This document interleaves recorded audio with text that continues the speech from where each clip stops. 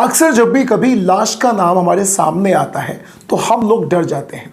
लाश के बारे में कई कई अलग अलग तरह के विचार आते हैं कि कहीं ये भूत ना हो या इसके अंदर आत्मा ना हो या हमें नुकसान ना पहुंचा दे। लेकिन आज का जो केस है उसमें दो बेटियां अपनी माँ की लाश के साथ पूरा 1 साल गुजारती हैं। आखिर उनकी ऐसी क्या मजबूरी थी जिसकी वजह से उन्हें ये कदम उठाना पड़ा। क्या इस केस की पूरी डिटेल्स मैं नीरज शर्मा आपको बताने के लिए लेकर चलता हूं वाराणसी में। वाराणसी में लंका थाना और उसी थाने में जगह पड़ती है मदरवा। वहां पर उषा त्रिपाठी नाम की एक औरत जिसकी उम्र थी 58 साल, एक छोटी सी कॉस्मेटिक की दुकान चलाया करती थी। उनकी 2 बेटियां थी। एक बेटी का नाम था पल्लवी त्रिपाठी और दूसरी बेटी का नाम था वैष्णवी त्रिपाठी। अगर मैं इस 58 साल की औरत के बारे में बात करूं तो इनकी शादी देवेश्वर त्रिपाठी नाम के एक व्यक्ति से शुरू में हुई थी, लेकिन शादी के 10 साल के बाद इनका झगड़ा हो जाता है और ये यहाँ पर वाराणसी में अपने मायके में आकर रहना शुरू कर देती है। इनकी जो बड़ी बेटी है पल्लवी त्रिपाठी, उसने एमकॉम किया हुआ है, लेकिन छोटी बेटी कुछ खास ज़्यादा पढ़ी लिखी नहीं है। इनकी ज़िंदगी में सब कुछ अच्छा चल रहा था, लेकिन फिर लॉकडाउन लग जाता है और लॉकडाउन के बाद में इनकी जो कॉस्मेटिक की दुकान थी वो असल में बंद हो जाती है। कॉस्मेटिक की दुकान के बंद होने के तुरंत बाद इनके खाने के भी लाले पड़ जाते हैं, लेकिन जैसे तैसे गवर्नमेंट से हर महीने मिलने वाले राशन से इनका काम चल रहा था। घर में कुछ पुरानी ज्वेलरी भी थी, उसे बेच कर भी ये दोनों बेटियां और माँ जैसे तैसे अपना काम चला रही थी। अब इनके जितने भी आजू बाजू वाले लोग थे उन लोगों से ये तीनों लोग बहुत ही कम मतलब रखा करते थे, यानी केवल और केवल नाम मात्र का ही मतलब रखा करते थे। धीरे धीरे धीरे करके क्या होता है कि जितने भी रिश्तेदार थे उनसे भी ये बहुत ज़्यादा कम ही मतलब रखा करते थे। अक्सर जब भी कभी इनके घर पर कोई रिश्तेदार इनसे मिलने के लिए आता था तो ये दरवाज़ा नहीं खोलते थे, और अगर वो रिश्तेदार जिद करा करता था तो ये लड़कियां पुलिस को बुलाने की धमकी दिया करती थी। और जब भी कभी आजू बाजू के लोग इनसे पूछा करते थे कि हमें उषा त्रिपाठी यानी तुम्हारी माँ से बात करनी है, तो ये कई बार कहते थे कि माँ बीमार है, सोरी है, नहारी है, यानी अलग अलग टाइप का बहाना बना दिया करते थे। उधर उषा त्रिपाठी की जो बहन थी सीमा त्रिपाठी और उनके हस्बैंड का नाम था धर्मेंद्र त्रिपाठी, वो कई बार इस घर पर आते हैं और उषा से मिलने की जिद करते हैं, लेकिन ये दोनों बेटियां उषा से, अपनी माँ से, अपनी मौसी को और अपने मौसा जी को बिल्कुल भी नहीं मिलने देती। लेकिन जब उषा की बहन सीमा का सब्र का बांध टूट गया तो वो अपने पति को लेकर और अपने साथ में पुलिस की एक टीम को लेकर इनके घर पर आकर धमक जाती है। अब पुलिस वाले दोनों बहनों से दरवाज़ा खोलने के लिए बोलते हैं, तो पुलिस वालों के सामने भी ये दोनों बहनें चोरी हो जाती हैं और पुलिस वालों से बोलती हैं कि हम दरवाज़ा नहीं खोलेंगी और अगर तुम ज़्यादा ज़बरदस्ती करोगे तो हम और भी ऊपर जाएंगे, यानी पुलिस वालों से ऊपर जाकर गुहार लगाएंगे। लेकिन दोस्तों, पुलिस वालों ने जैसे तैसे दरवाज़ा तोड़ना शुरू करा। जब पुलिस वाले दरवाज़ा तोड़ रहे थे तो उन्हें 3 ताले तोड़कर घर में अंदर जाना पड़ा, यानी उन लड़कियों ने 3 दरवाजे लगाए हुए थे। जैसे ही पुलिस वाले और इन लड़कियों के मौसा और मौसी जी अंदर जाकर देखते हैं तो इनकी आंखें फट जाती हैं, क्योंकि उनके सामने का जो मंजर था वो बहुत ज़्यादा खौफनाक था। अंदर सारी चीज़ें उथल पुथल पड़ी हुई थी, पूरे कमरे में गंदगी थी और पूरे कमरे से बेपनाह ज़बरदस्त अंदाज में बदबू आ रही थी। वो बदबू इतनी खतरनाक थी कि पुलिस वाले और इनके मौसी और मौसा जी बिल्कुल वहाँ 1 मिनट के लिए भी टिक नहीं पाए। लेकिन ये तो बहुत कम था। उनकी नज़र एक तरफ एक पलंग पर पड़ती है।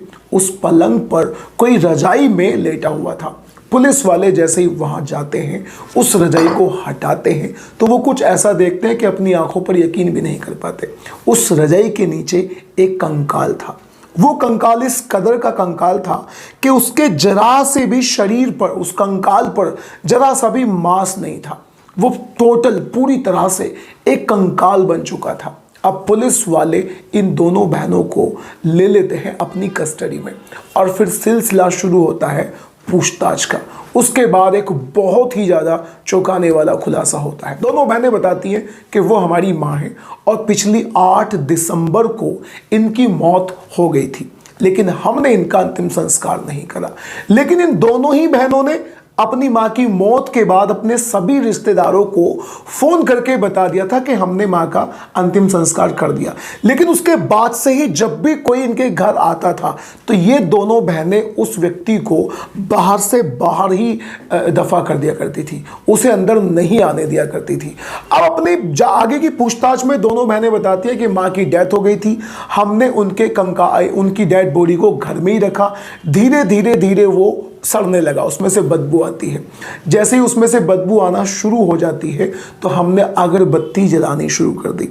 और रही बात खाने पीने की, तो खाने पीने के लिए हम लोग अक्सर छत पर चले जाया करते थे। ये दोनों लड़कियां ऐसे ऐसे खुलासे करती हैं, दोनों लड़कियां बताती हैं कि हम अक्सर ऐसे ही रहा करते थे।